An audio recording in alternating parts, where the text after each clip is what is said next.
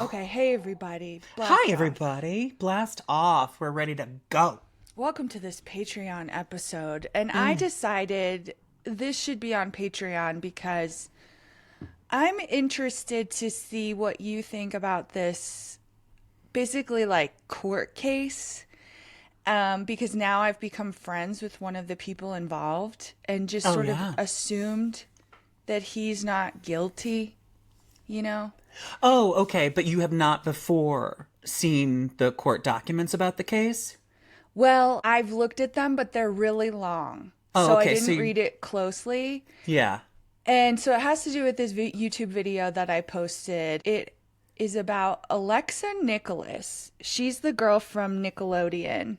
And she has a YouTube channel called Eat Predators, where she is supposedly standing up for survivors of abuse.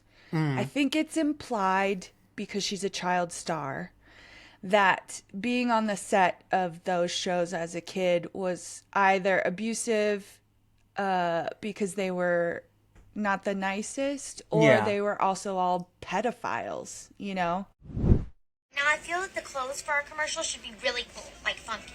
I'm down with funky. Okay, so I sketched out a few possible outfit combinations. See? Cool. But how do we buy these clothes? How do we buy these boobs? Yeah, I went a little overboard on those. The person who went a little overboard on those was Dan Schneider, a grown man, and Nickelodeon. Nickelodeon went a little overboard on those. Not Jamie, not Zoe, Nickelodeon and Dan Schneider. So there's another time that not a kid-friendly body part was exploited and used, Matt. And that was my season. Mm-hmm. Wait. Can I just ask a question, and I hope I don't derail things? But I remember when long ago, when Yeah. we were doing our NT episodes, there was Yeah. some actress that Heather talked about O'Rourke. Heather O'Rourke, but she talked about what had quote unquote happened to Heather O'Rourke that she witnessed. Is this the same person, or is she's a No, different actress, right? different actress. But same kind of vein. Yeah, Okay. I think, after Me Too, kind of like what we saw with the Corey Feldman documentary last night. Yeah. After Me Too, Corey Feldman was like, well, the next group of people to point the finger is going to be child stars because, as he said, he was surrounded by pedophiles, Yeah. you know? Hmm. And basically, Alexa kind of became the face of this quote unquote nonprofit Eat Predators Oh, quote unquote because nonprofit. yeah, it's not a nonprofit. It's a Love it. stock corporation. Oh, okay. And it wasn't her idea to start it. She just Hmm. kind of was the one with name recognition, kind of, because she had like a small part on Zoe 101. Hmm. And then she came out years later and was like, actually, Jamie Lynn Spears, who's the star of Zoe 101, Hmm. bullied me. And then I got fired from the show because everybody hated me.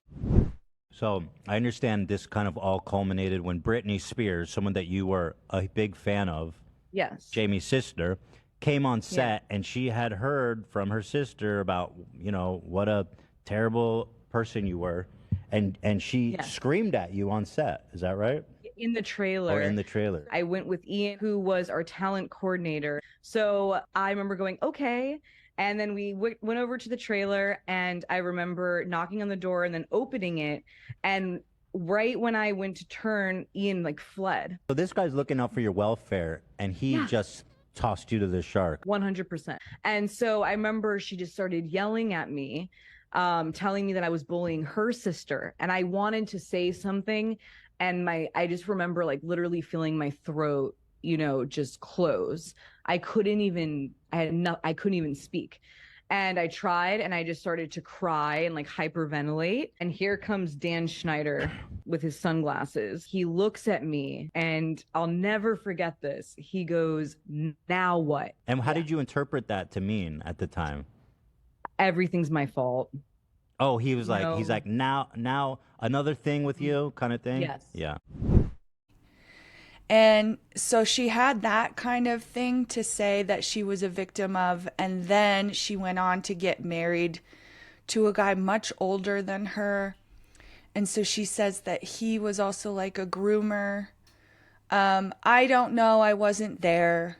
You know, I don't know necessarily whether that's true or it's just kind of convenient because this is her brand. Well, can you just, I'm curious, can you go into that a little more with her marriage? Why does she now, he was like a much older man and now she claims she's alleges that she was groomed. In what ways was she groomed to her mind? So there's a good lady on YouTube who has dived. Doven, I believe it's Doven. Doven, yeah. She's dove in deep. Doesn't that sound wrong? No, it is wrong. I have no... Okay. Well, she's dove in deep. She's dove in deep. Into the court records and an Instagram post that Alexa has, which is like 36 slides of her. It's called Groomed by the Groom. And essentially it started off, she was 16. She was already in a relationship with an older guy. Okay. Actually, her mom had given him custody or whatever when someone's your guardian because you're too young, you know, which is gross. So, like, That's really, her mom is gross, you know? Like, how yeah, that's just gross. That's just The gross. rumor is that he was 45 and she's 16. That's insane. And they did a lot of drugs. So one night she's on acid and she sees on Instagram or hears music that she's never heard by this band called Rye. Not rye bread, but RHY. I don't know what it means. And she becomes interested in them. And so she DMs the lead singer. He is 35 or something like that, maybe 36. She is 16. And she shows the messages, and he's never gross. He's never like, send me pics of your boobs. You know what I mean? He just kind of talks to her. And they don't even meet in person until she's 18. Okay. So there really isn't like evidence that I can see of him being a groomer. I will say, I think what we know now is that when you're young and you idolize some kind of celebrity, you don't realize how inappropriate it is for you to even be talking, right? So yeah, and like by rights, it's like he is the older party. You are 16. Even the fact that he's talking to you, even if it's like in a completely above board way, just the fact that he's doing it is weird. yeah. Like, you two should have, like, no social interaction other than, like, anything you might work on together. It's so weird. I know. It's, we did talk about this so much during our Corey Feldman watch party, where I was like, I never was interested in, like, talking to some old guy, you know? Yeah. But like we said, it's like, it's... But Jimmy Fallon, like, I would have done anything for him. So if I can see that. Yeah. That would be different. So so that's part of her backstory. And then she and a group of people started Eat Predators. At first, it was just kind of like a group that would go protest. What are you doing here today? What do you want to get accomplished? Well, I want to make Nick safe for kids because in my personal experience working on Zoe 101, didn't feel safe. I didn't feel like Nickelodeon was protecting me or had my best interest in mind. And so after hearing so many different stories from different Nick stars, it just feels like enough is enough. And so we're here today trying to make a change in Nickelodeon. So one of the first protests they did was at Brian Friedman's office. Now, Brian Friedman is a lawyer that represents Justin Baldoni in the Blake Lively lawsuit. And he's represented a bunch of other, like, gross guys. And then in his own past, he has, like, a gang rape charge that he Oh, my settled. God. Yeah. What, he settled? Uh-huh. So it was civil. Okay. Yeah. All right. But, he continues to work in Hollywood, especially on these kinds of cases. And so she protested there, and then she took everybody and protested at Nickelodeon. And then she wanted to start all these things, like she starts a book club, And so everyone who's in the book club, like they get online like this and discuss the book. Uh-huh. Everyone who's in the book club is kind of like someone who can identify with being a survivor, especially of sexual abuse, you know? Yeah. And so then when anything kind of comes up where, I mean, I think it's just is bound to happen, they are asking for maybe like support or help with whatever they're dealing with. And Alexa says to the other members of the group, you know, we're not a support hotline. Yeah. We don't have the training to deal with these people. And so the other people in the group are like, well, then what are we doing here? Uh-huh. And so as they start questioning her motives, because Yeah. she just kind of starts selling T-shirts, you know? Oh, because I was wondering, I'm like, okay, here, let me just back up to tell you what I've been hearing so far. She sounds like she's doing the right thing. She's just trying to get survivors together to kind of like talk in a safe space or whatever. But now you say it's like, and also she's saying she's acknowledging the limits of their ability to like help each other, you know, as non-professionals with trauma. But are you saying it seems to be like her only interest is just like making merch and like getting attention and press for this? Yes. Okay, got it. And as Sophie and I have talked to this guy, we realized from what he had to say that actually the person who had the idea about forming this group is another lawyer who has since been disbarred. This is about Senator and California State Bar Director Joe Dunn, who was investigated for misleading agency leaders about a trip to Mongolia. Needless to say, he is no longer the director of the state bar, and his name is not as valuable as it once was. Like, it's another corrupt guy, and he uses this, allegedly, as like client farming, so that hopefully he can find other people who can bring charges against people who were nefarious, I think usually sexually, you know? Yeah. But it's like he has tried now to co-opt the Me Too movement for his own financial gain. Yeah, that's so funny because this is like it's almost like, I think I told you this. I once interviewed in New York City years ago with a law firm that was like, it was clearly just farming for class action lawsuits against like, against companies that had like, you know, reported something minor on their, for stockholders. But the thing is, they would basically they're like ambulance chasers of, you know, for stockholders. It's like, we see something, you know, that we could say is illegal and make a lot of money by doing a class action lawsuit on it that they'll settle just to get it out of their hair. And so it seems to be the same sort of setup. Yeah. So all of that is alleged and is just, it makes me sound bad to say that some of these victims have just been kind of manipulated by these lawyers and maybe aren't even victims. So I'm not going to go into that, but Yeah.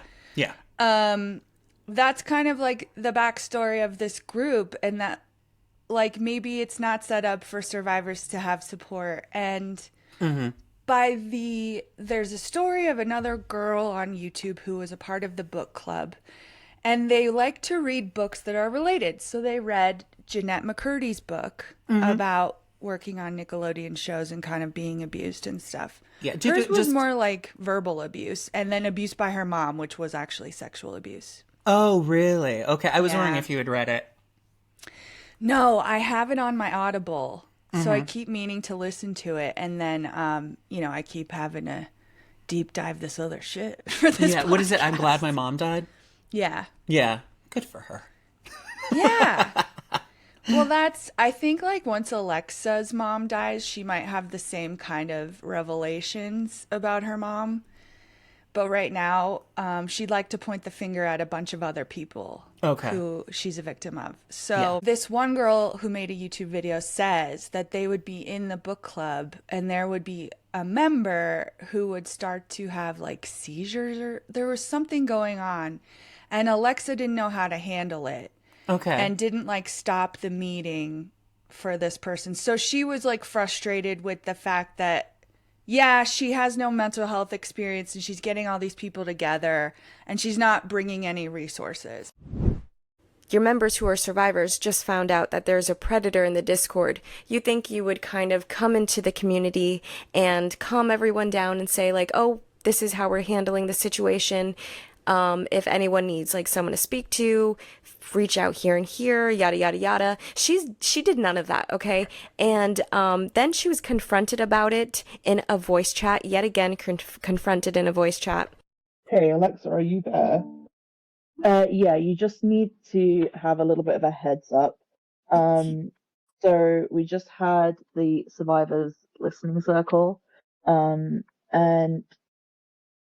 things got just a little bit heated, and a few people got a little bit upset about some stuff that's been going on in the Discord. And then a bit of an argument ensued at the end. So I just wanted to make you aware that there might be like some tensions. Hello.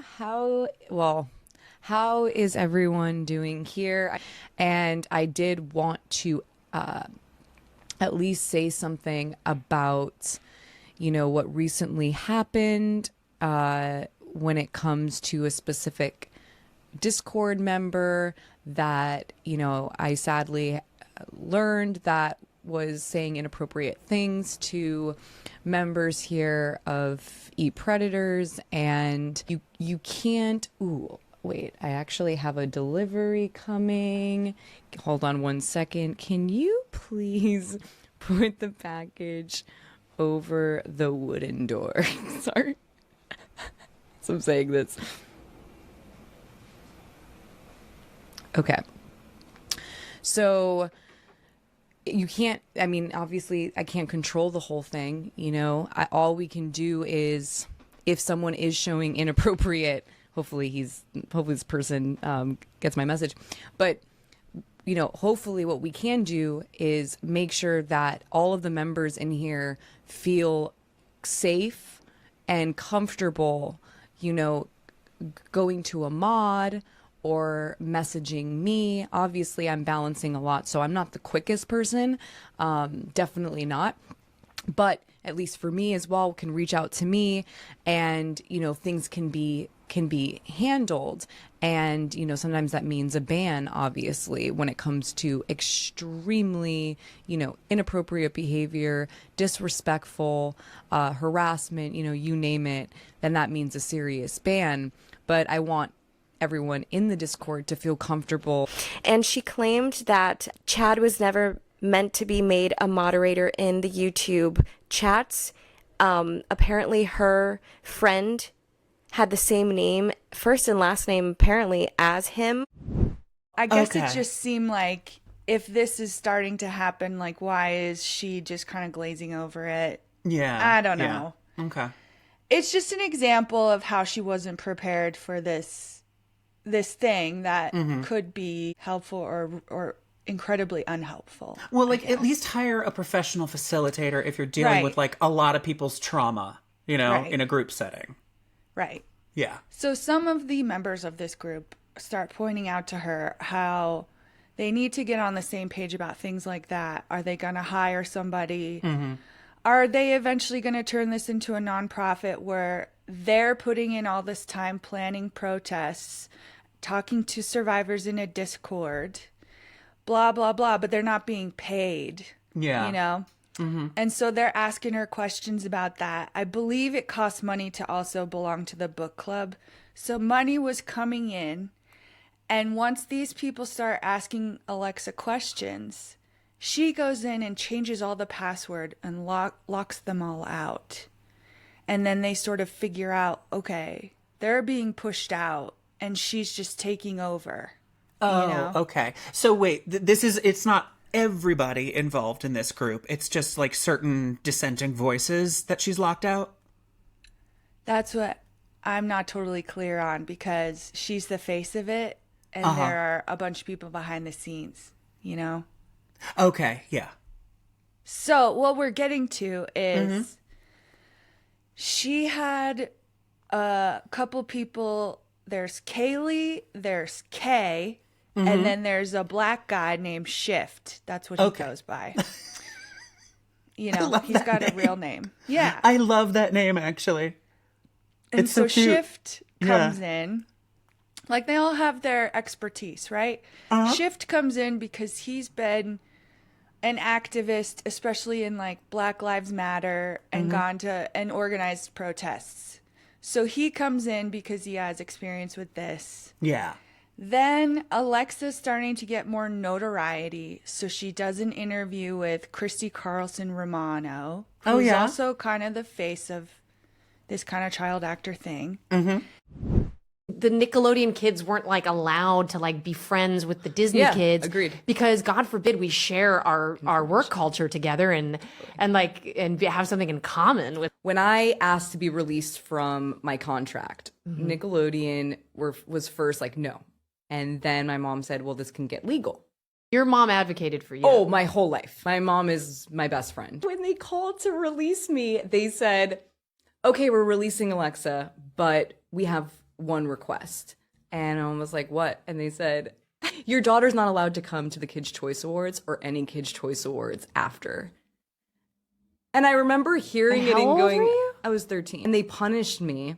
Because you left the show? Correct. Okay. But what I realized was they didn't want me associating with any of the co-stars, my work environment experiences. They were trying to outcast me, which they always do. Oh, I got abused by Dan Schneider in an exec room. Oh, but sorry. Wait, what? Yeah. I didn't know about that. I quit the show because of the Dan Schneider abuse. Wait, what happened? You know the Britney Spears story? No, I don't know any of my this God. stuff. Wait, this is amazing. I'm like filling you in. I'm filling you in. There's a lot. Basically what happened was, we know for season 1 and season 2, there was problems with me and Jamie Lynn Spears. Wasn't your Just characters like, weren't they supposed to? They were supposed to be best friends, and we weren't in real life I because hate that, it was so uncomfortable. And unfortunately, the culture that of the bullying from Jamie became kind of normal on set for everyone else to participate in. Yeah. So it was Trickle down. And so I felt very isolated. And not invited to any of the gatherings purposefully, left out at lunchtime, wasn't allowed to sit with anyone, told I was too nice, I smiled too much, am I an alien? You were 12 years old, dude. Yeah, I was 12. I was like, of course I'm like a nice, but like whatever, that's my personality. And your So- mom did get into it with producers, right? the whole time. So through season 1, so they ended up letting go of the character Dana because she was abusing, like verbally bully style mode person. And it was like very, very uncomfortable. And at one point she even like pushed me into a rock. And it was like, okay.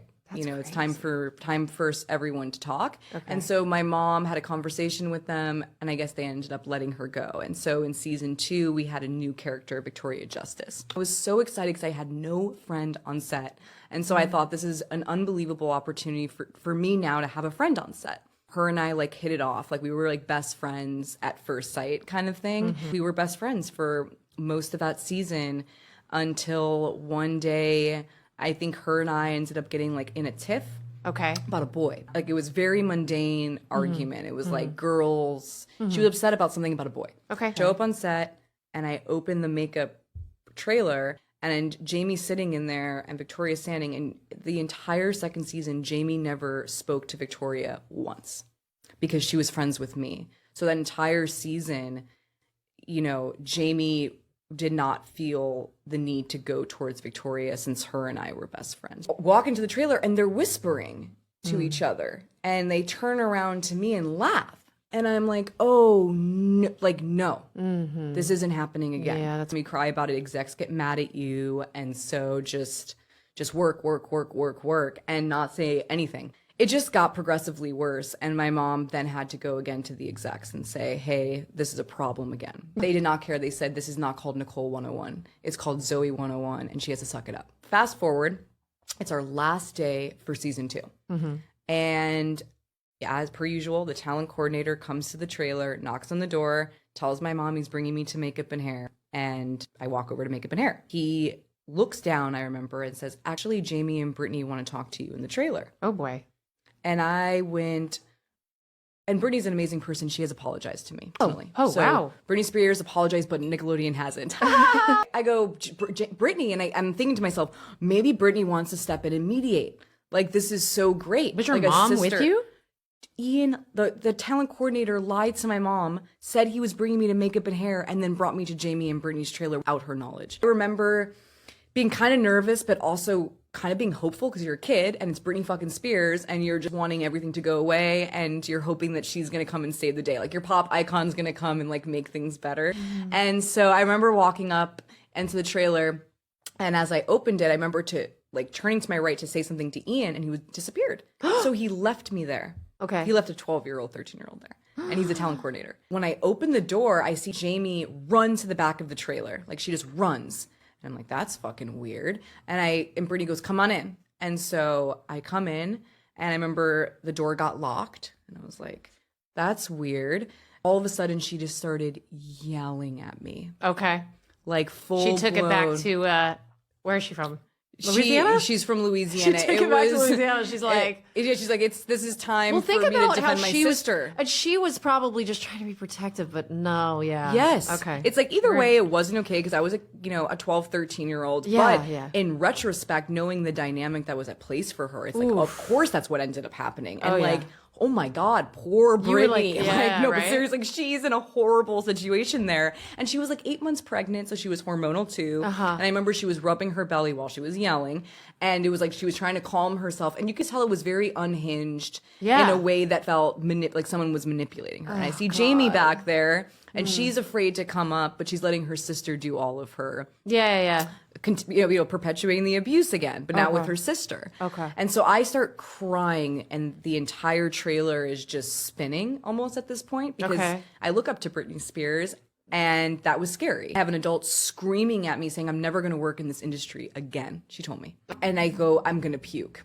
Like I just knew that I was going to throw up. Okay. And so I started saying it, trying to say it out loud, and I was like getting her to like move out of my way. Okay. And I went to the door, and I had to unlock it, I remember frantically, and then I stepped out and I puked.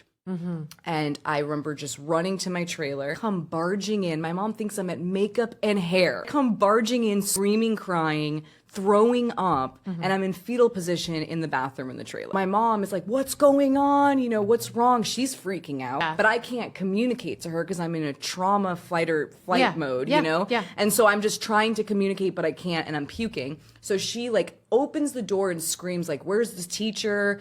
Where is Dan? Where's anybody? Again. And so she's screaming. I remember watching my mom just screaming, and it took 10 to 15 minutes for anyone to show up. So she's freaking out. She's like, I thought you were in makeup and hair. And I'm like shaking my head, telling her, no, I wasn't at makeup and hair. And she's like, where are you? And then all of a sudden I hear the knock on the door. And then she does an interview with this guy, Sloan, who gained traction from the Free Britney movement on YouTube, and now he's just kind of like a gossip YouTuber. He will report crazy days and nights shit as if it's fact. Yeah. So he's like a clickbaiter. Uh-huh. So she had done these... Wait. Do you know him? Do you know him? No, I have seen... I watched one of his videos. I can't even remember what it was about. And I was like... I think it was something I knew about, and it was like so obvious that he was just like featuring the most like incendiary things about this story that other content creators had clearly debunked or said it did not happen this way, and he was just like picking the worst things to make like a really sensational story out of it when it wasn't, or not in that way. I remember this guy, and I fucking hated him on sight. Me too. Yeah. He's got icky feelings all over him. Oh, he really does, yeah. So Shift was coming in, and she had done these interviews. Sloan and her got drunk at that interview. So then so she professional. She was thinking back about it later, and she was like, I might need to look at some things that we need to cut. And so Shift was negotiating that for her with Sloan and with Christy Carlson Romano. I'm sorry. What things would need to be cut? I'm sorry. I'm not understanding. Here's an example that he gave me. Okay. So in her interview with Sloan, she does talk about this ex-husband that groomed her. Uh-huh. And they're talking because she was young, right? And he just kind of off the cuff says, I was giving blowjobs at 14. And Shift is like, okay, what's the message here? Are you going against predators, or are you just gonna talk about sex? Like, what? It wasn't I don't know, it wasn't the most responsible thing to say. If you were giving blowjobs at 14 as a minor to men who were like significantly older, then you were also probably groomed and you were definitely sexually abused. So like that right, but holds no water. Maybe they thought it didn't look good because of the tone that he said it in. Well, yeah. Like he was bragging. Okay. Yeah. Anyways. So that's how he's coming into the group, and he's doing this stuff for Alexa. Yeah. They go to a protest one day, and the lawyer had said, you know who the most important person at this protest is? Alexa's 3-year-old daughter. 2 or 3-year-old or whatever. They wanted to bring her for like optics. But you gotta be fucking kidding me. It was a loud protest. The kids started crying. And because Alexa and her husband want to be at the protest so bad, they hand the kid over to Shift and say, take the kid to the car and just like drive her around so she calms down. Yeah. And he's like, I don't even know their daughter that well. Yeah. He's worked in caregiving jobs before and worked with like pregnant women and worked with kids. But he's like, I know that she doesn't feel comfortable with me yet. And this is like how you'd like to solve this problem? Yeah, you know? This Shift guy seems like a real mensch, and I like him a lot. Please tell me he doesn't turn out to be a fucking monster beast. Well, I don't think so, but once people start dissenting in the group, Shift puts out a podcast where he and the other 2 girls they sort of reveal, to the public what happened behind the scenes and how they got pushed out. Miko basically let me know that like he was thinking they would be incorporated as a for-profit before the next 2 weeks whenever I was planning to come back, and I was kind of like, that's insane. What are you talking about? What meeting was had? Where's the collective that's supposed to think about these things together and decide what makes sense for the survivor-led movement, sir, that is not a survivor?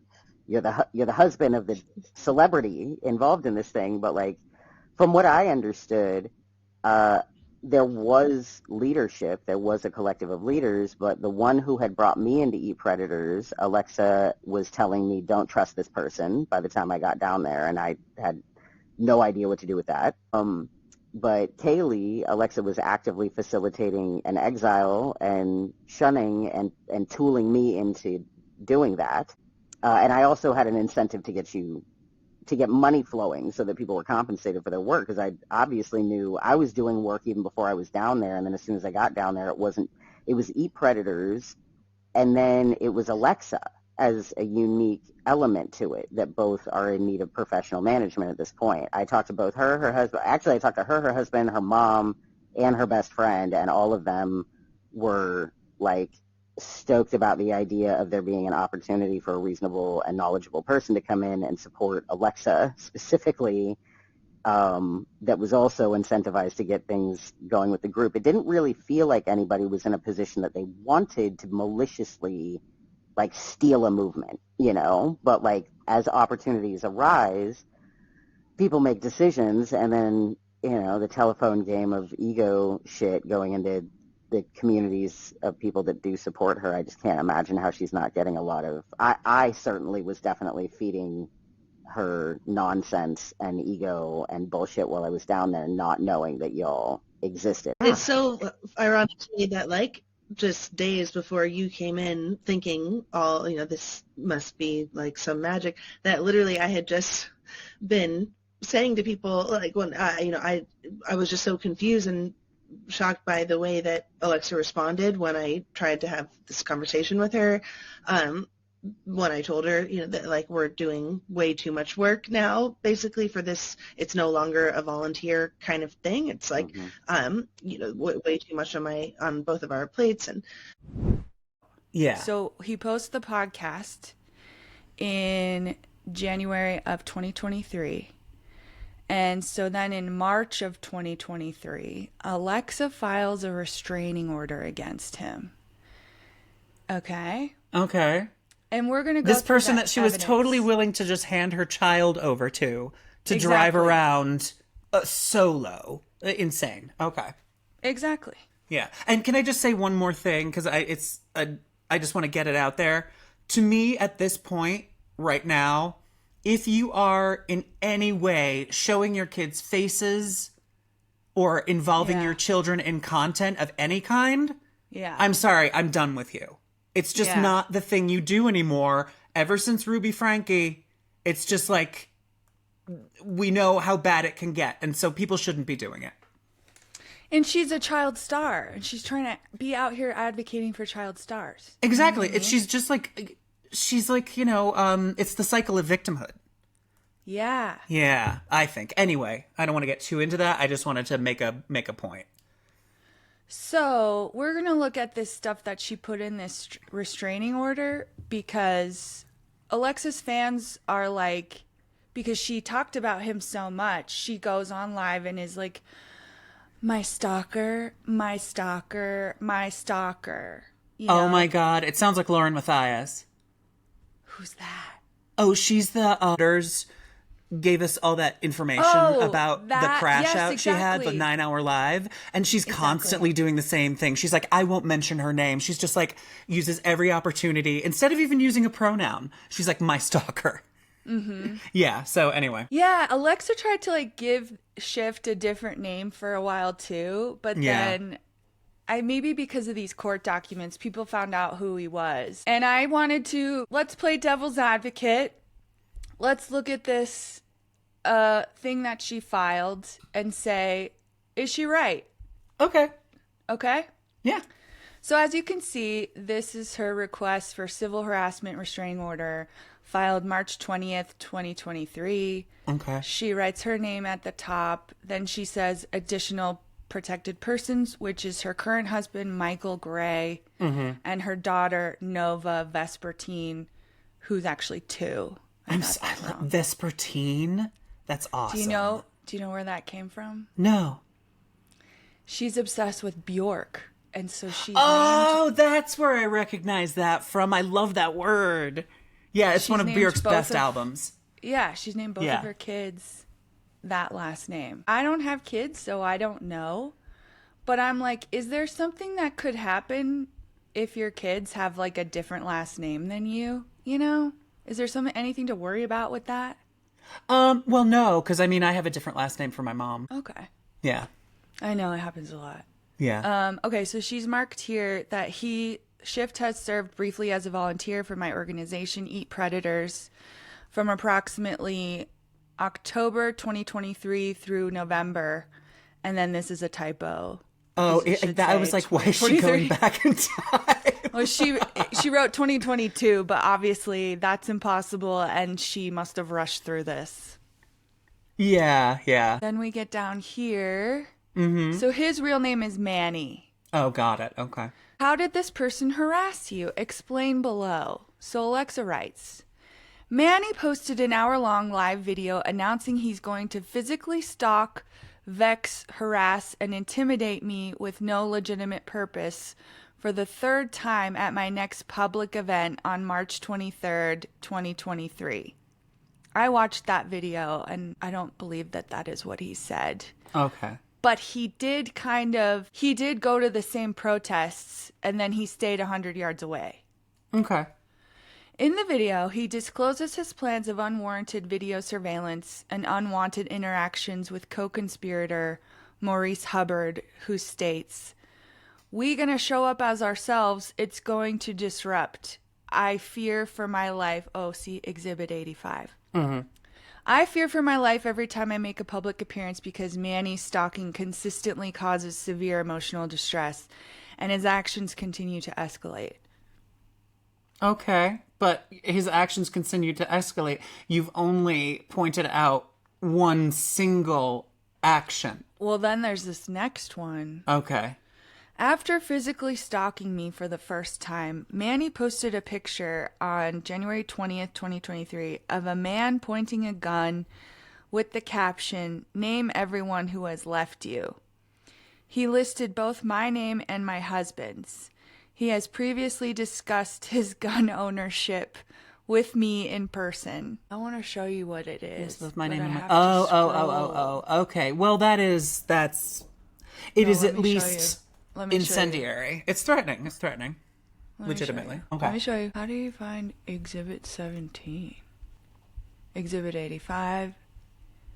Oh, so these just go out of order. Here it is. See, oh it's a God. Meme. It's a meme from American Psycho. Okay. And oh, you're a leftist. Name everyone who has left you. And he writes, I'll name the last few people who left me. Melanie Veronica, Jaden Young, Shelby Hill Phillips, Anisi Kinney, Alexa Nikolas, Michael Gray. They're so committed to protecting fragility that they're forcing me to play the role of villain since I insist upon accountability. Oh, they're so committed to protecting fragility. That describes issues I have with, like, overblown victim narratives, quite frankly. Yeah. Yeah. Or, anyway, I'm not going to get into it, but I like that description. So this is what he looks like right here. Okay. As you can see, he and his friend are both black men. Mm-hmm. I just think that that's part of it. Oh, in terms of, like, she's capitalizing on that to, like, put forward that they're threatening because they're black. Yeah. Well, I think that's how it looks from everyone watching who's like, oh, this poor white woman. Yeah, and I will say the Patrick Bateman meme with the gun is ill-advised. Right. I mean, I still don't think it was like, it's not a great idea, Manny. Shift. It's kind of, I don't know what the word is, where you are being sassy. It's like incendiary. Incendiary. Yeah. Yeah. Sassy. But he does not have a gun. I'm just like, but she wrote, so it's going to make her look better, right, if she says he has a gun. I mean, it's a meme. It's a bad meme, but it's like, it's just a meme. Yeah, anyway. Okay. Were you harmed or injured because of the harassment? His continued harassment has caused significant emotional distress because of his excessive social media posts targeting of my daughter and repeated incidents of following me in person. I have developed anxiety and agoraphobia. I am 5 months pregnant and worry about the effects of the ongoing stress on my unborn child. This says, did the police come? But there is no details of that. Oh, okay. Personal conduct orders. I asked the court to order this person not to do any of the following things to me or to any person to be protected listed in harass, intimidate, molest, attack, strike. We get it. Mm-hmm. Contact the person either directly or indirectly in any way. Other. Create defamatory and threatening content on social media, including Instagram, Twitter, YouTube, podcasts, or any other online platform. Can I talk about something from personal career experience that I've had recently? I can't name names. Okay. Obviously, but we are working. I have an attorney that I support who is like very big into like doing pro bono for, I think I can say sex trafficking victims. Now, there is a pro bono case that we're working on right now in which is a sex trafficking victim who came out of like a religious sort of cult. And there is another like sort of defender of that cult who is basically, not only is she doing a video series accusing her of lying, she's also personally emailing professional contacts. She's destroying she's allegedly destroying job opportunities for this woman. So I feel like it's got to be a little bit more than somebody's talking shit about me online. It's like, it's got to have some sort of like, he, which I haven't seen yet, is he affecting her opportunities, her income? Because I don't know if emotional distress is going to be enough, but we'll see. So she filed this in family court. Yeah. It depends on like it's in California, so there's probably a rule about where to file a temporary civil protection order. Yeah. Like in Colorado, you can file it in either district or civil court. But California is also like, California is complicated. It's its own sort of law because, anyway, California law is more based on Mexican and Western law than it is what we're used to, in the rest of the country. In the United States. In the United States. So yeah, there's definitely going to be differences in terms of how things are. I mean, I don't know why I'm saying this. It doesn't fucking matter. But anyway. Okay, so then it says, Manny has not stopped stalking me, and I have 3 upcoming public events. So she put them down here. 3/23, 3/27, and 4/1. He is a credible threat to me and my family and is fully capable of causing irreparable harm or violence. Manny is also continuing to target my 2-year-old daughter on his social media profile, and I fear for her life. Let me show you that. Show me that. Because she's saying a lot of shit here is all I'm noticing. And I want to see if it's backed up. He even says that he still has this on his Instagram because they didn't ask him to take it down. So I bet we could go see it right now. Okay. Oh, I didn't follow him back. Damn it, I'm an idiot. Okay, let's see if it's in the filing then. 2 hours later. Like, what the fuck is her problem? All of these are out of order. It's insane. I know, right? This is not how you do it, girl. Okay. Wow. This is his Instagram profile. And see here, one of the first, this is him hugging her daughter. And he pinned it to the top of his profile. And I believe he wrote, like, happy place. He was just like, yeah, here it is. Happy place. And so according to Alexa, this is threatening her.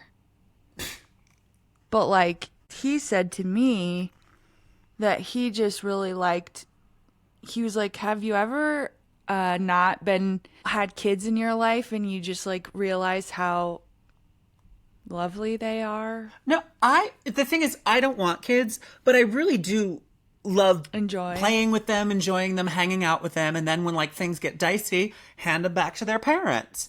Yeah. But it's like, I would totally be like, this is like the most beautiful, I would do this. I would be like, this is the most beautiful child in the world. So this was obviously before the falling out. Yes. Yes. Okay. See? What a bitch. I'm sorry. This is terrible that she's doing this to him. At least in this particular instance, to say that this is somehow, like, targeting her daughter? No. Clearly not. And also get your fucking exhibits in order. That's what's annoying me most. And then I want to show you how he stalks her at protests. Okay. Because he has this video. Is his username the Luciferous Shift? Yeah. God, I like this guy more and more. This is his live video. He calls it the Dark Gospel Live at TMZ Eat Predators protest. Okay. So the date is March 23rd, 2023. Okay. Which she had put in her filing thing. Yeah. But see, here he is, he and his other black friend. Uh-huh.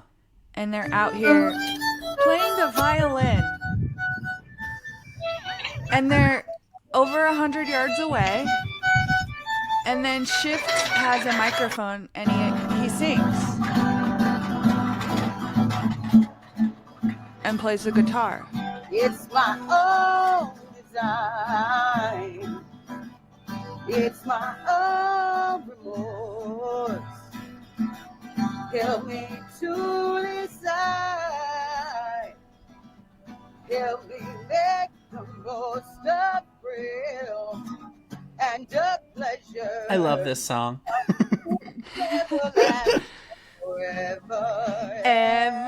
Everybody wants to rule the world. Okay, so this is the harassment. Yes. I mean, and so he did this live stream for 2 hours, as it shows. I think this is where someone comes and serves them. Oh, with the temporary restraining order? Yeah. Okay. But see, I do think he's angry, right? Uh-huh. So he's online. The Hollywood Reporter and other publications that closely monitor and conveniently coordinate articles at her beck and call. Joe Dunn has received campaign donations via his Friends of Joe Dunn Fund, to which Jeff Anderson and Associates contribute thousands of dollars. Jeff Anderson and his clients get invited to the most coveted entertainment industry functions.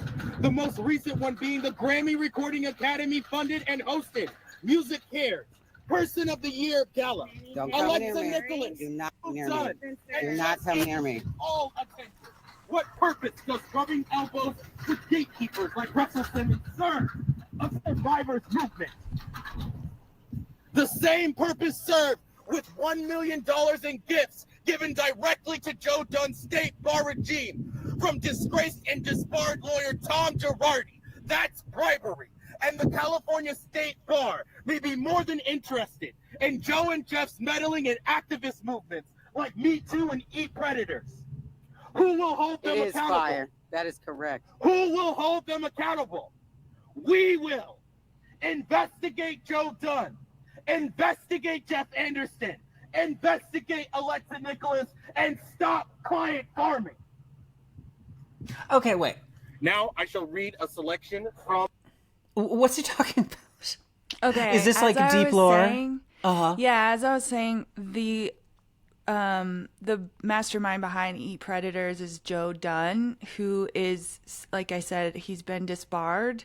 Oh, God, that's that guy. Okay. Yeah. All right, I'm on board. Got it. And he worked closely with Tom Girardi, who also was disbarred. And Jeff Anderson, who's kind of another sexual victim chaser. Yeah. And so yeah. there's, yeah. Yeah. Okay. And then I think that, are they gonna look at the papers? Yeah. At left to platform herself over real survivors. At her protest, she screams, "Power to survivors!" But all the power goes to her. Who does she answer to? Who funds her? What is the end goal for Eat Predators, and will there ever be an end to it? Explore the inner workings of the movement and untangle the truth that has been woven through Alexa Nikolas' web of lies. To read the full report, follow me on Instagram, Lappy So Savage, Lapi So Savage. Thank you for listening. And how? So, like, these are two gay guys. Yeah. You know what I mean? And gay guys, they never are violent. Yeah, but I guess whenever I saw Alexa on her YouTube channel talking about her stalker, Yeah. I thought that there was some sexually deviant man chasing her everywhere she went. Of course, that's why she calls him a stalker. No, he is your enemy. Yeah. He's your nemesis, and he has every right to counter-protest you. Right. That's his constitutional fucking right. He is doing this from a safe distance. He is not threatening you physical harm. Yeah.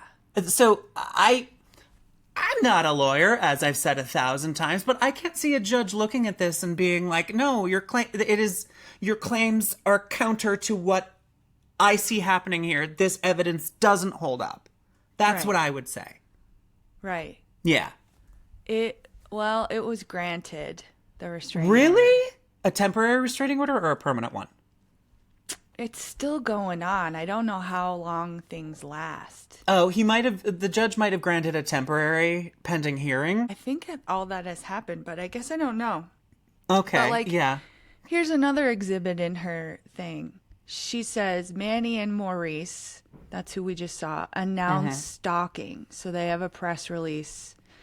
And he did create like an Instagram account and I guess is saying that that's what this protest is going to be, is survivors of Alexa Nikolas. Okay. Alexa Nikolas and her movement is corrupted by her warped agenda and the unequal privileges granted to her as a Southern California white woman who, by the way, possesses a monolithic fan base inherited from a massively popular kids' TV show. Unfair is the lightest word describing this abuse of power Alexa Nikolas has exerted over these two innocent artists. Alexa's actions this past week are the most accurate depiction of pure evil, modern oppression, and reckless criminality. Okay, let's slow our roll, boys. Okay. She is solely responsible for all damages incurred on behalf of her movement and the inner circle that protects and propels her hostile tactics. Rest assured, predators will be eaten. Alexa Nikolas is officially on the menu. That's a little bit sus to say. I mean, I understand it's wordplay. Yeah. But, and her thing is called Eat Predators. But also, once again, shift. I'm sorry. Ill-advised. I know what he's going for. Ill-advised. Right. I would say. But, you know, he's obviously like... He's a dyed-in-the-wool sort of like activist protester. And so I can understand why he would like, you know, kind of make big statements like that, you know? Right. Yeah, but I don't know if it helps her case, I would say. So then this exhibit says Maurice extortion letter. Intent to sue and letter of demand, false accusations. Mm-hmm. So the other guy, Lappy, sent this. Mm-hmm. Dear Alexa Nikolas, Michael Gray, and any other legal representatives of Eat Predators. On February 23rd, Alexa violated Penal Code 148.5 by making a false report of a crime against me. Do you want to read the statute or just go down to whatever she did? I can't see it on the screen. Oh. Yeah, I still have the YouTube thing. You do? Sorry. Yeah. Every person who reports to any peace officer listed or deputy attorney general or district attorney or deputy district attorney that a felony or misdemeanor has been committed, knowing the report to be false, is guilty of a misdemeanor. Okay, so that's what he's saying. Okay. Alexa Nikolas called the police on me for playing the violin and singing on the same public sidewalk she was protesting on, which is my constitutionally protected right. My Amazon Alexa always hears me talking. And said that I was harassing, threatening, and intimidating her by simply being there and performing my music. These false statements were witnessed by her Eat Predators organization members, including her husband, as well as recorded on police body cameras and documented in the false police report she filed against me. The stalking law also states verbatim, to prove the defendant is guilty, the people must prove that the defendant willfully and maliciously harassed or willfully, maliciously, and repeatedly followed another person, and the defendant made a credible threat with the intent to place the other person in reasonable fear for his or her safety. Okay. And made a credible threat. I'm seeing the fact that he's like sort of dogging her with his protest. I mean, as much as he says is like, I'm just playing the violin like any normal person on the street while she happens to be having her protest. But, you know, in terms of him, I don't see a credible threat here. Do you think this is an extortion letter? He's saying like, stop saying that we're stalkers. You know? Is this extortion? Yeah, they're calling this extortion letter. I mean, I don't know the legal definition of extortion, but like an extortive restraining order, you know, unlawfully filed. Is that what he's talking about with extortion? They're saying that him sending this email to them and saying like, hey, you're reporting me to the police for something that I'm allowed to do. Uh-huh.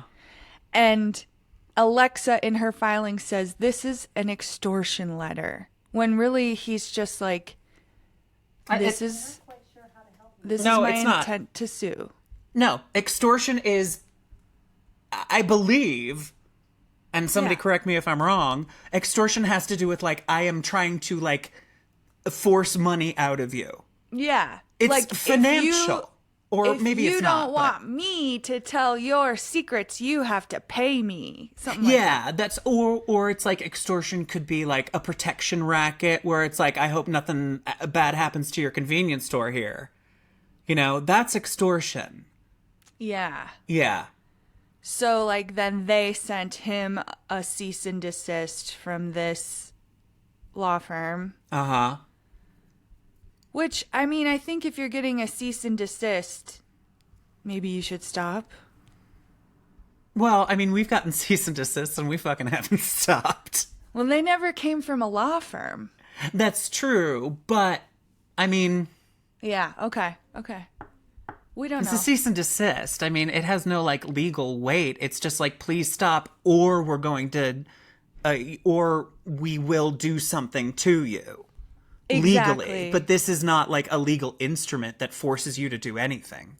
It's just a warning. And so she's saying he violates this cease and desist because he makes this post on Instagram, which is a screenshot of a definition for folie à plusieurs, or madness of several. The disorder first conceptualized in 19th century French psychiatry by Charles Lessegue and Jules Falleret, and is also known as Lessegue-Falleret syndrome. Okay, yeah. It's like a folie à deux, but it's more than deux. Yeah. Yeah. I'm so mad. You can't, you don't violate a cease and desist. Like I said. There is no legal weight. It is not violative. He just didn't listen to it. And so now it's your job, Alexa, to either escalate to legal action or shut your fucking mouth. Well, this is her legal action. Uh-huh. I guess. And so she's claiming that these emails here are that she's making posts on Instagram and someone is reporting her videos. But it doesn't, like, there's no way to prove who's reporting it. And she's including this as evidence that he's silencing her, you know? I'm so pissed at her. Yeah. No, seriously, like, everything she's doing, it's like, she's lying, she's exaggerating, she's obfuscating, she's just doing everything she can to herself victimize this man who has, at least according to him, some very, justified beefs against her and the way that she is running things and what she is doing. Yeah. And you know what? If you were an honorable fucking person, Alexa, you'd address it. You'd address the facts of what he's saying. But this is Darvo shit. Deny, attack, and reverse victim. Exactly. This is exactly what it is. And it's so transparent, and it makes me so fucking mad. It really does. Well, I hate this shit. Yeah. Good, because, I mean, I will say, I watched these videos that another creator made. Her name is Rain on Your Charade. Mm-hmm. And she goes into the evidence and she's so thorough. She makes like 2-hour and 3-hour videos looking at these documents. Uh-huh. And I'm like, yeah, I don't believe that he stalked her. I believe that this is her trying to just play her cards. No, this is honestly... Here, go ahead. Because there are other creators who call Alexa out on her shit. Mm-hmm. Like, there's one in particular. She made a video about how Alexa's kind of probably, like, self-interested and not all for survivors. Yeah, well, I'm sure Shift isn't the only one seeing this.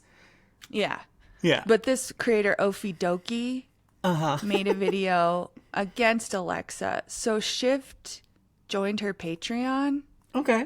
And then I think sent her a message. And Ofi Doki blocked him. And she's said in her videos that she doesn't agree with the stuff that Shift did. And then, like, instead of talking to him, she just blocked him. And that he didn't understand that. And I was like, am I wrong? That's why I'm here. I was like, am I wrong? Like, if someone claims to be stalked by someone, should we just believe them? Well, yeah, in general you should until there's evidence that is shown to you that says it might not be what they're saying. You know? It's like, yes, believe, but, you know, we have a right to verify a victim narrative. We really do. Yeah, I wanted to show you her stupid video about him. Uh-huh.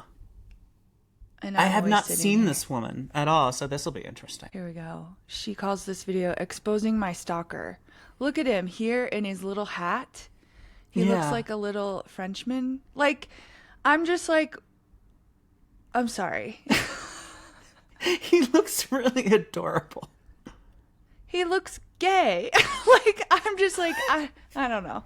Just because he's gay doesn't mean he's not potentially dangerous, though. Okay. You know? I know. I'm like... Even though he's not. Yeah. I'm like, oh, they're all like you, Nathan. Yeah. They're all lovely. Thank you. Okay, I want to jump to a part of her video, but what looks good? Why my daughter has a restraining order against Manny, or today I exposed my stalker. Well, what do you think? I just kind of want to see like what her deal is, how she presents herself. Here you can see. Oh, you don't even know. Let's go up to the beginning then. Mm-hmm. Was she talks so slow? But I'm still here. I'm still here, and I am proud of that. Oh my God, I hate it. Because this is very scary, and I had to be quiet for a very long time about this all. And now I'm here telling the truth, and I hope that with me telling everyone all of this, that there is some wisdom to take away from it. Even if you learn maybe one thing from it all, that would be great, because I wish I had this when I was going through all of this. Can you just stop this? I just thought of someone something. To, you know. Mm-hmm. Okay. Why are you spending all your time and video time and audience, you know, attention on this? Isn't it about victims? Isn't it about exposing Hollywood pedophiles?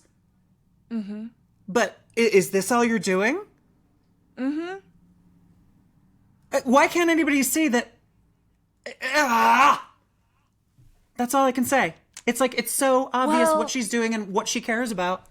What I think it also is we have this culture, I'd say, where we say, oh, and this happened a lot with us with Cassandra. Oh, are you a victim blamer?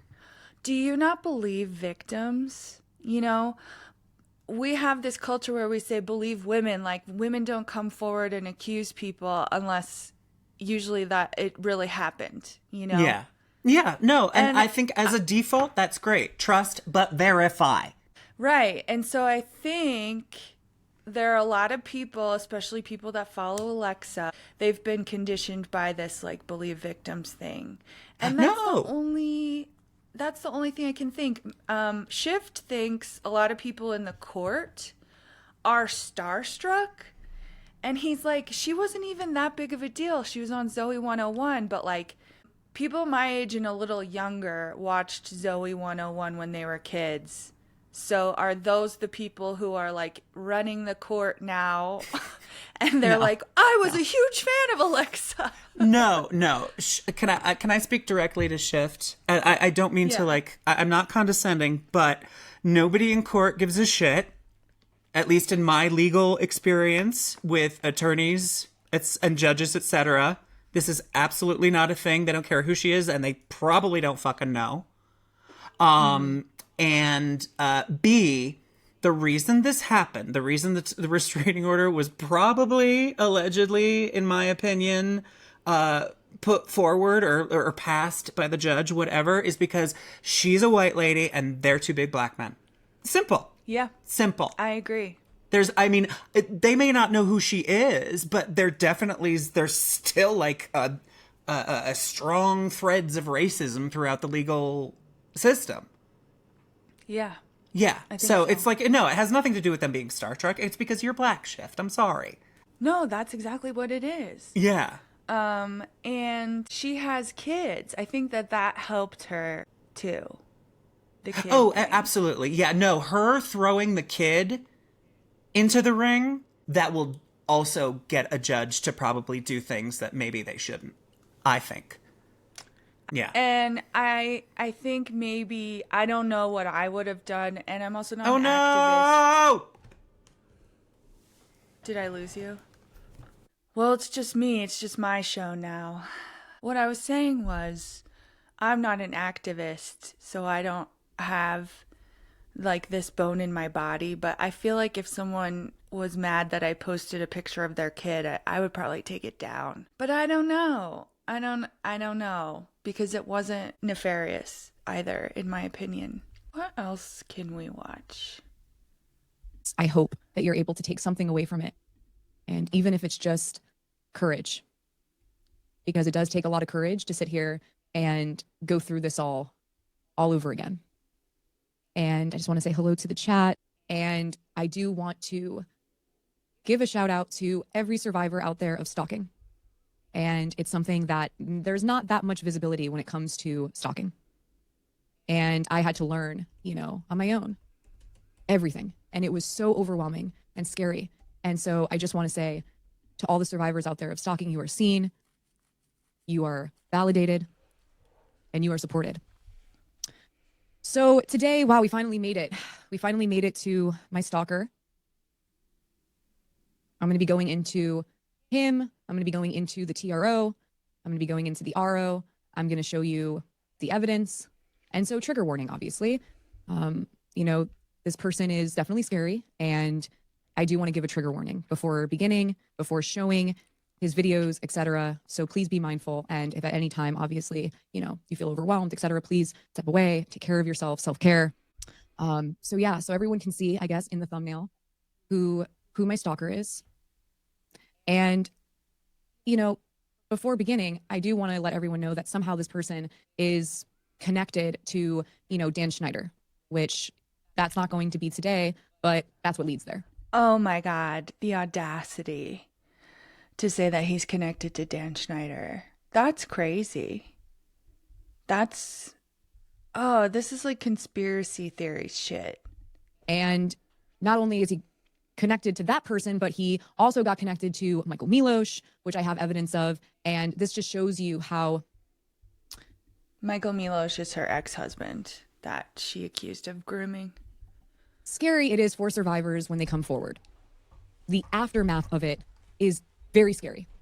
And there are so many things that end up happening to the survivor after coming forward. What I hope with this channel is to bring more awareness to that fact, so that hopefully maybe there are people out there that don't necessarily see them as being complicit or enabling predators, but maybe they can see how they are just by how they are speaking about survivors or encouraging harassment, etc., against them. And, it's really, really important that community gets involved in this, because survivors do need allies and we don't have enough allies. And really the only way to communicate that is to show the aftermath of what happens to a survivor after coming forward. And so for those out there that say, oh, this survivor came forward for fame, or, this survivor came forward for money, and, the usual trope. No. I hope to show the world that it is not a walk in the park to come forward as a survivor at all. It is scary. Not just the predator, but the enablers, etc., are scary. I want to show the world that. Hey, how are you? Good, how are you? Good. No, I literally screamed when it shut down. I screamed bloody fucking murder. I'm sure my neighbors think I'm getting killed.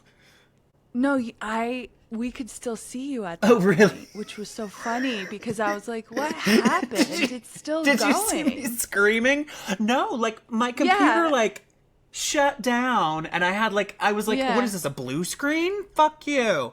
Sorry, I had a little Yeah, so as it shut down, it stayed on your face, and then it was like, oh, I'm off. I'm turning myself off. So yeah, it was funny.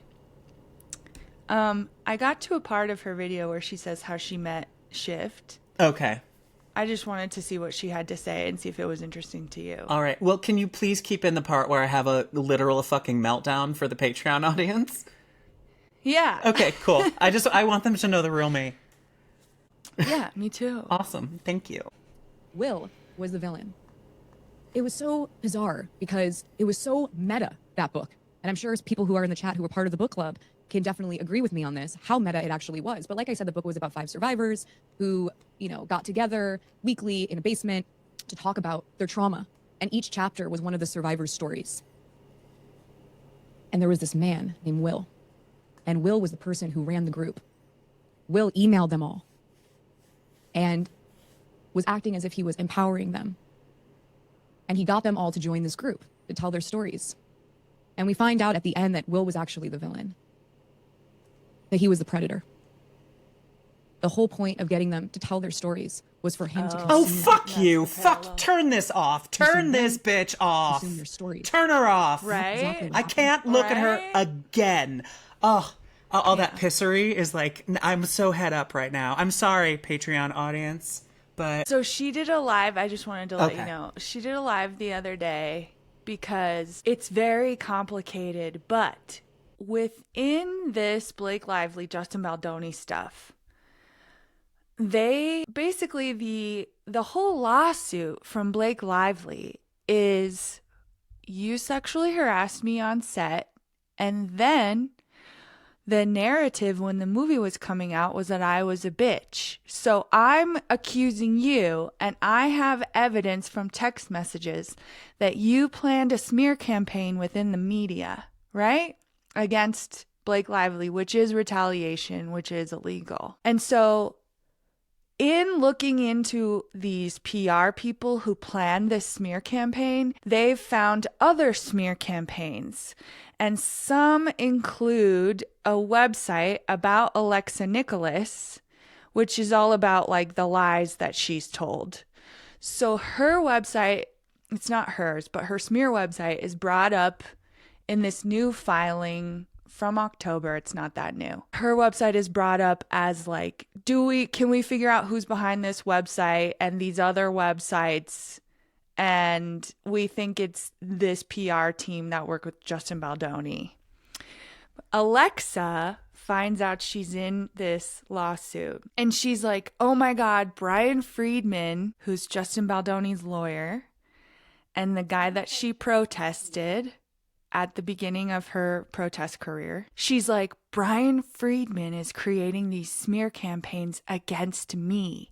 And she goes on for an hour and a half about how everything she's done is like being silenced by Brian Friedman. And it's fucking crazy.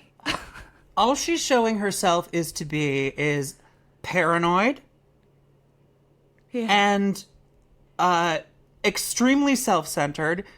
She's doing nothing for the victim she purports to be doing things for. It's all about her. It's all about this. It's all about clickbait. She's absolutely does not care about what she purports to care about. Or if she does, she has been so traumatized that she's lost in a cycle of continuing the victimization of other people.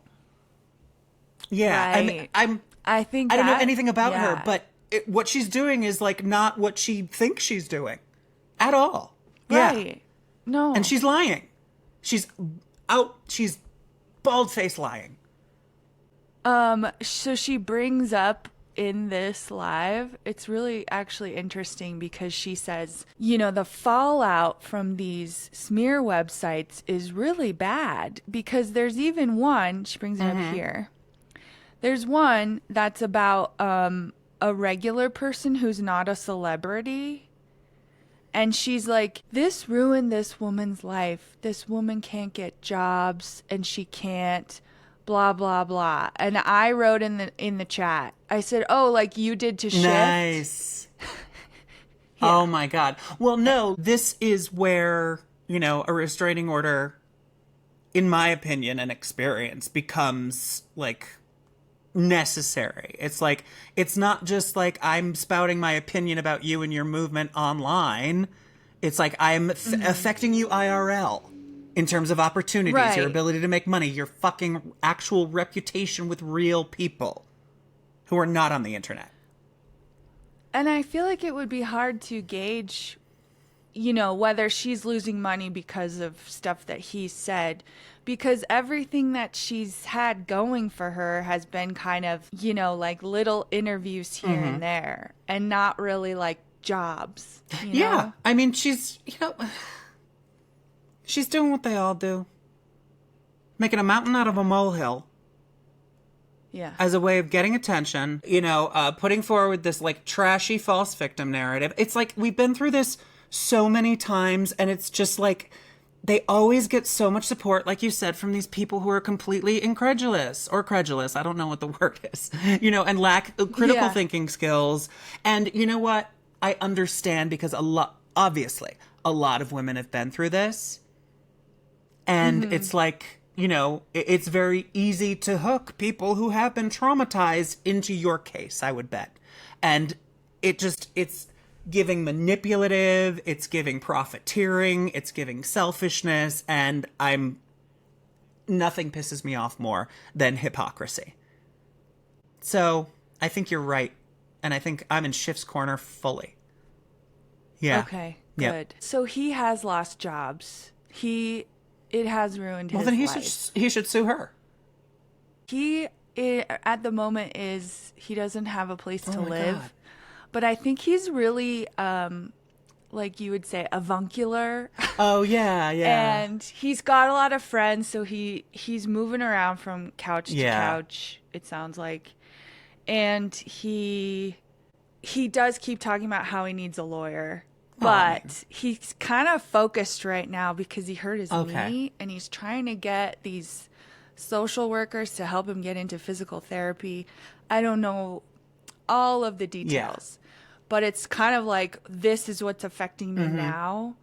And then also, he's like, how can I get a lawyer? And I was saying to him, because something also kind of funny was he wrote something, I guess it was probably before the restraining order really took effect. He wrote a letter talking about how she was defaming him, and he sent it around to news outlets, and someone told him to send it to Crazy Days and Nights. Anti-Lawyer, and Anti-Lawyer printed it. And he was like, man, Anti-Lawyer is my dog for printing that for me. And then the other night I was like, you need to listen to our episode about You need to learn some Anti-Lawyer. things about And so Anti-Lawyer before you go public with that, honey. Yeah. So he did, and then he was messaging me, and he was like, why do you think Anti-Lawyer printed my letter? And I was like, Anti-Lawyer probably hates Alexa Nikolas, Yeah, and too. Anti-Lawyer is a whore. Anything that'll, like, get him clicks, he'll do. So, you know, great. It works both ways, though, you know? Yeah. So what I said to him was, it's like you keep saying, Alexa Nikolas isn't well known enough for this to be a story. Yeah. For you to get into the news for being like, she's defaming me. Well, I mean, I don't know this letter, but did he highlight the fact that he was like a Black Lives Matter activist? Because I feel like that would give certain outlets maybe more of a motivation to talk about this, since, you know, he's being slandered by a white woman. Let's see. Because I can bring it up. And also, does he have a GoFundMe? Because I will give him money. Like, whatever I can. He does have a GoFundMe. Yeah. All right. Well, we should put a link to it. We'll put a link. Yeah. Okay, here's the letter. Oh, okay. Open letter. Do you want to read it? Yes, I'd love to. Maybe Can you you make it a can't little see bit? it because Thank you. I'm so shitty. old. Yeah. NT saying, I was sent this today and I'm posting it, but I will leave it up to you to check out the details. So this is a letter from Shift.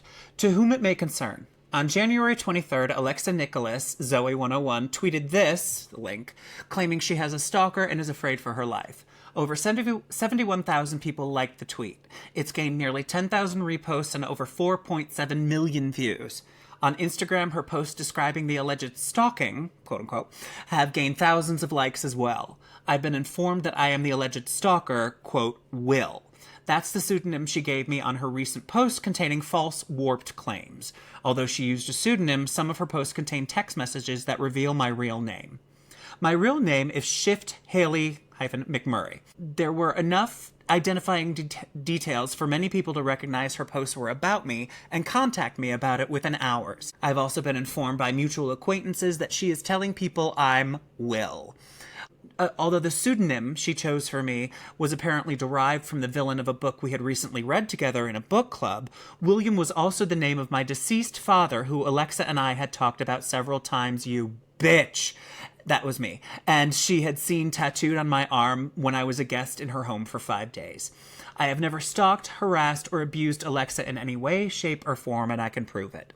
The receipts, quote, she posted on Instagram, do not show any evidence of stalking, obsession, or threats. I'm not a threat to anyone but unapologetic abusers. I'm actually a whistleblower that she is seeking to discredit using horrifying, alarmist defamation, triggering survivors who took to her, quote, activist platform for hope and inspiration. Over the past 6 months, she has garnered a lot of media attention for her involvement in the protest group, quote, Eat Predators. The short story is that Alexa has fabricated a narrative of false and criminal accusations to attack me for producing an episode hosting 2 former members of Eat Predators leadership on my podcast, Good Morning Mayberry. They describe her mistreating survivors while co-opting the original activist collective after their Nickelodeon protest generated a lot of press. I also shared my experience feeling exploited by Alexa after making a verbal agreement to work for her under the impression that I would be compensated. She never paid me for my labor and ghosted me after I tried to gently discuss my concerns. After this is more what it is. After I released the podcast, she began a smear campaign. Then someone I don't know launched a website that claims to have evidence of criminal and unethical behavior involving Alexa, dating back many years before I'd even heard of her. I became aware of this website after a source alerted me to it, and a Twitter account dedicated to exposing Alexa's past behavior started tweeting about her regularly for the last week since her smear campaign began. The Twitter account appears to be run by the same person who set up the website. I've also been contacted by other people who have claims that they and people they know have been harmed by Alexa in similar and bizarre ways, dating back to her youth and involving behaviors like cybercrime, sex crime, harassment, enlisting underlings, targeting these people's loved ones, manipulating young people, physical stalking and trespassing, filing false police reports, and strategically weaponized false accusations. In her defamatory posts about me, I saw comments calling for doxing, arrest, and general lynching of the person she's weaponizing her fan base. Her Instagram following is about 265,000 to mobilize after. Wait, I saw comments calling for doxing, arrest, and general lynching of the person she's weaponizing her fan base. That's him. Okay, it's just that something about the sentence structure is not helping me, but yeah. I've also seen many survivors who's actually been stalked, harassed, and deceived are triggered to be protective of her. As a survivor, this alarms and saddens me. People may be more attuned to her posts because it's Stalking Awareness Month. Many of the people who have interacted with her are afraid to speak about their experiences. As a whistleblower who has been subjected to Alexa's warped wrath, I can understand why. She's put me in quite a dangerous position, especially as a queer person of color, Bing, all to avoid addressing any of our grievances, bingo, or attempts to privately resolve what we thought were relatively typical problems. She also called me on January 27th, 5 days after posting that I was stalking her, but I missed the call and have been advised not to engage with her directly for the time being. I also no longer feel safe communicating with her. And then we've got some tweets. Do you want to read them? Yeah, Alexa tweets. Survivors... January 30th, by the way. Survivors aren't going anywhere. These archaic tactics will no longer silence us. Bring it on, music industry. I am a mother now, and I will stand strong for my child's future and that of others, always and forever. Hashtag eat predators. Stop fucking bringing your kids into it. Oh, yeah. And then someone replies, and you have an army ready to fight with Christ. you. And then Shift goes on to say, an increasing amount of verified profiles and niche public figures are believing Alexa is in the distress and showing support in her posts. On January 30th, Alexa retweeted a support tweet from Sochiel Martin, who recently appeared in the HBO documentary Unveiled about her experience being sexually abused in a religious cult, saying, "And you have an army ready to fight with you."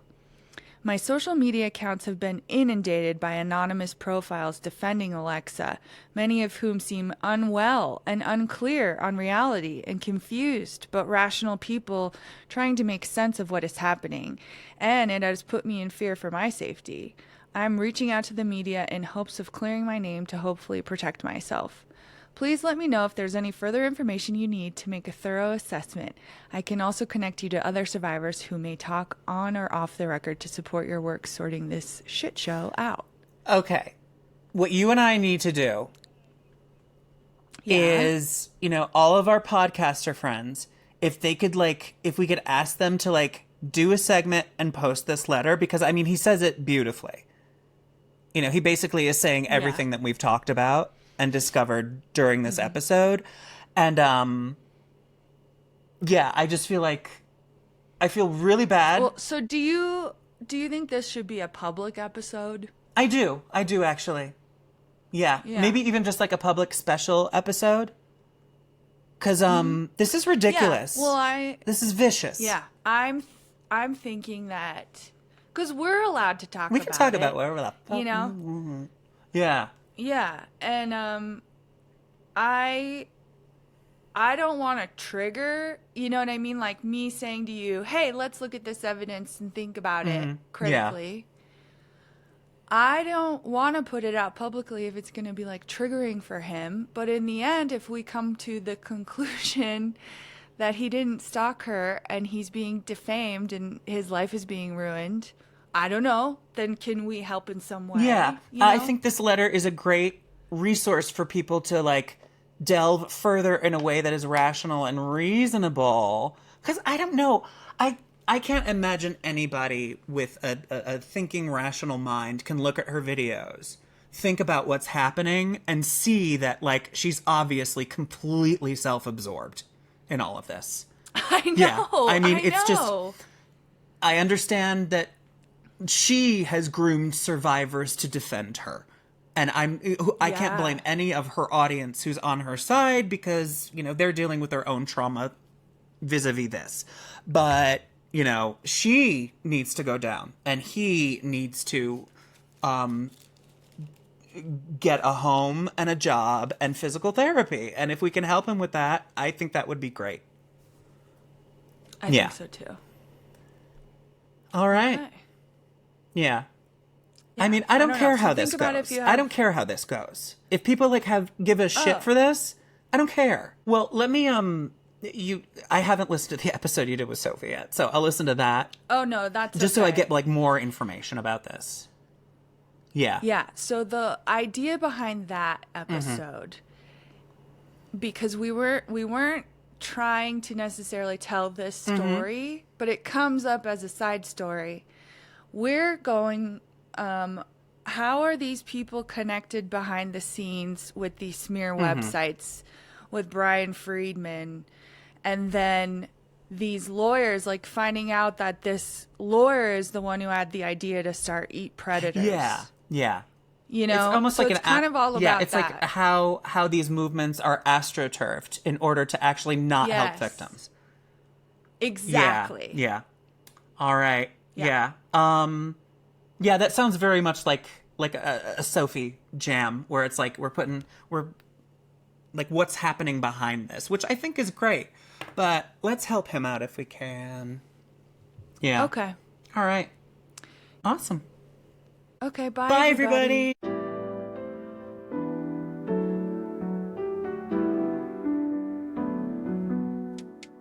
Scrolling through my feed, all I see is bullshit, fake news, clickbait. Gotta sift through all of it. I share, retweet, trying to keep up with the trends, but it's all just a facade, man. It's all pretend.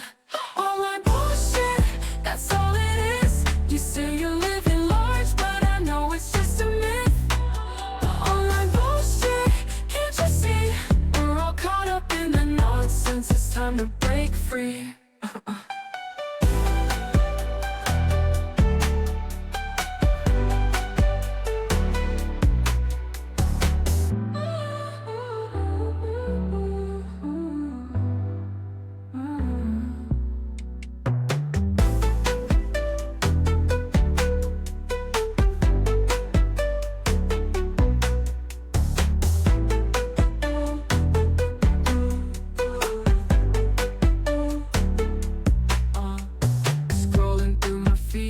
I see is bullshit, fake news, clickbait. Gotta sift through all of it. Like share, retweet, trying to keep up with the trends, but it's all just a facade, man, it's all pretend.